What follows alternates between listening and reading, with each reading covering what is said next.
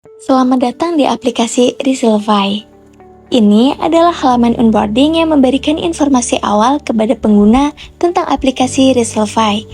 Terdapat halaman onboarding lanjutan yang menjelaskan fitur-fitur yang dimiliki oleh aplikasi Resilify, mulai dari fitur promosi barang bekas, donasi barang bekas, hingga pembelian barang bekas.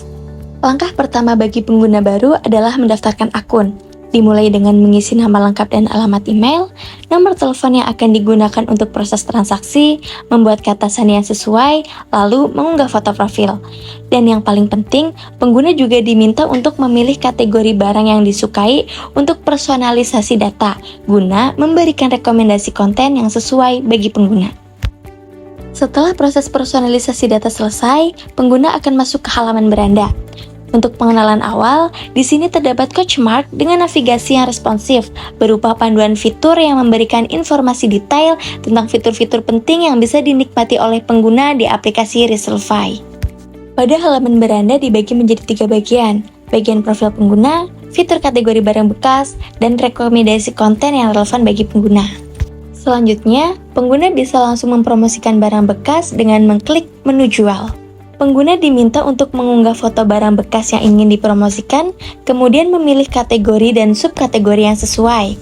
Setelah itu, pengguna akan masuk ke halaman detail input data, mulai dari gambar dan kategori yang sudah terisi, mengisi judul postingan, harga barang, jumlah barang, kondisi barang, di mana pengguna bisa menyesuaikan dengan barang bekas yang dipromosikan, kemudian mengisi deskripsi.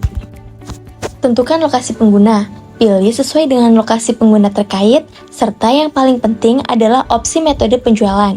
Terdapat 3 opsi penjualan, yaitu jasa pengiriman, opsi ketemuan, dan opsi negosiasi harga. Pada kali ini kami kondisikan penggunaan semua opsi penjualan. Setelah semua data sudah terisi, maka barang bekas bisa langsung dipromosikan. Pengguna dapat melihat barang bekas yang sudah terposting pada menu transaksi di tab promosi dengan status belum terjual. Pada halaman ini, menampilkan data yang sesuai dengan yang diinputkan oleh pengguna sebelumnya, mulai dari judul, harga, spesifikasi, deskripsi, serta opsi penjualan yang diaktifkan. Pengguna juga dapat melihat statistik barang bekas yang dipromosikan. Terdapat 3 statistik data yang menampilkan progres berupa angka dan chart yang responsif, mulai dari statistik dilihat, diklik, dan difavoritkan berdasarkan data real-time setiap harinya. Selain itu juga terdapat saran yang diambil berdasarkan data statistik, berguna dapat melakukan perbaikan atas saran yang didapat dengan mengedit postingan dan menyimpannya. Selanjutnya, jika ada pesan masuk berupa negosiasi atau penawaran harga, pesan tersebut akan masuk melalui fitur chat. Pada halaman chat, terdapat tab menu yang bertujuan untuk mempermudah pengguna dalam mengkategorikan pesan. Klik salah satu pesan penawaran yang masuk, maka akan tampil informasi penawaran harga dari barang bekas yang dipromosikan. Pengguna bisa menolak atau langsung menerima penawaran harga tersebut dengan mengklik terima tawaran. Jika pengguna menerima tawaran, maka muncul dialog konfirmasi untuk memastikan bahwa pengguna menyetujui penawaran harga. Setelah konfirmasi, harga akan terupdate secara otomatis pada postingan. Informasi dengan keterangan penawaran diterima akan ditampilkan, dan harga pada postingan akan diperbarui secara otomatis. Selanjutnya, jika ada pesanan dengan opsi ketemuan, maka akan tampil juga pada fitur chat. Informasi yang ditampilkan meliputi lokasi ketemuan, tanggal, serta waktu yang diajukan oleh pembeli. Pengguna bisa melihat lokasi secara detail untuk memastikan apakah lokasi yang diajukan bisa disetujui atau ditolak. Terdapat 2 opsi, tolak ajuan lokasi atau terima pengajuan lokasi dengan mengklik terima pengajuan. Jika pengguna memilih untuk menerima, akan muncul dialog konfirmasi untuk memastikan bahwa pengguna menyetujui pengajuan lokasi ketemuan sebagai opsi transaksi. Setelah konfirmasi, akan muncul informasi bahwa lokasi disetujui. Status pesanan kemudian berubah menjadi menunggu pembayaran. Pengguna dapat melihat rincian pesanan dan memastikan kembali lokasi ketemuan dengan pembeli.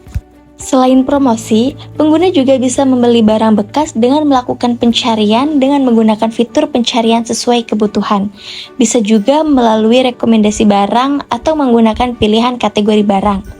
Jika pengguna tertarik dengan salah satu barang, akan tampil halaman detail barang yang berisi informasi lengkap, termasuk nama, harga, lokasi, spesifikasi, dan opsi pembelian yang tersedia. Pengguna dapat memasukkan barang ke dalam daftar favorit. Jika merasa harga terlalu tinggi, pengguna bisa melakukan negosiasi dengan mengklik opsi negosiasi harga. Kemudian akan tampil dialog untuk mengajukan penawaran. Penawaran akan masuk ke pesan chat penjual. Pengguna dapat mengubah harga jika salah memasukkan penawaran atau menunggu hingga penawaran diterima. Setelah penawaran diterima, akan masuk pesan baru dengan status penawaran diterima, serta button lihat barang untuk melihat barang yang berhasil ditawar.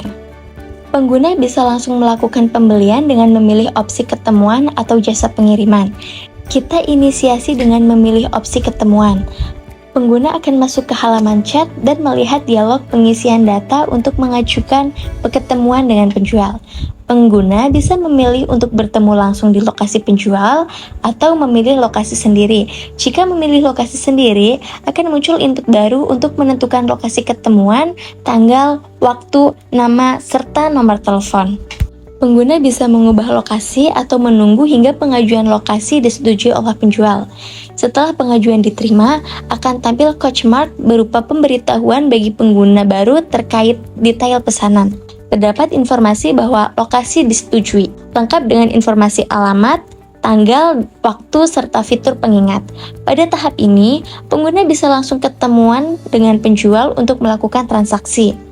Terdapat button detail pesanan untuk proses konfirmasi pembayaran. Pada detail pesanan, pengguna bisa memilih pembayaran dengan metode COD atau berubah pikiran menggunakan pembayaran lainnya dan melakukan konfirmasi pembayaran menggunakan perizinan keamanan.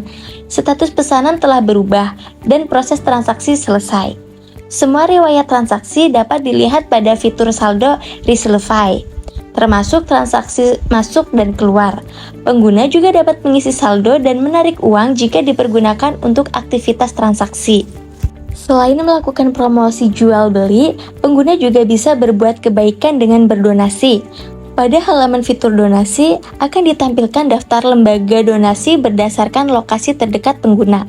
Terdapat juga opsi filter sesuai kebutuhan pengguna. Ketika pengguna memilih untuk berdonasi ke salah satu lembaga, akan tampil halaman profil lembaga yang memuat informasi tentang lembaga, lokasi, galeri donasi, serta testimoni pengguna lainnya. Jika pengguna tertarik dan percaya dengan lembaga tersebut, mereka dapat melanjutkan untuk berdonasi. Langkah pertama adalah memilih kategori barang yang akan didonasikan, kemudian mengisi detail barang seperti gambar barang, nama barang, jumlah, deskripsi, dan yang paling penting adalah memilih metode pengiriman yaitu drop off atau pick up. Kita inisiasikan pengguna memilih metode pick up atau menunggu penjemputan. Pengguna akan diminta mengisi alamat penjemputan, termasuk nama lengkap, nomor telepon, dan alamat tinggal. Pengguna juga bisa memilih titik lokasi menggunakan map view. Selanjutnya, pengguna mengisi tanggal penjemputan dan menyimpan informasi tersebut. Setelah itu, pengguna bisa langsung melanjutkan proses donasi. Bagi pengguna baru, akan muncul coach mark informasi daftar donasi yang telah dilakukan. Pengguna bisa melihat progres donasi yang dilakukan sampai pihak lembaga melakukan penjemputan sesuai lokasi dengan metode yang telah dipilih oleh pengguna. Sebagai bentuk kepedulian kami terhadap pengguna, Resolve menyediakan fitur dark mode untuk meningkatkan kenyamanan aksesibilitas pengguna dalam menggunakan aplikasi setiap harinya.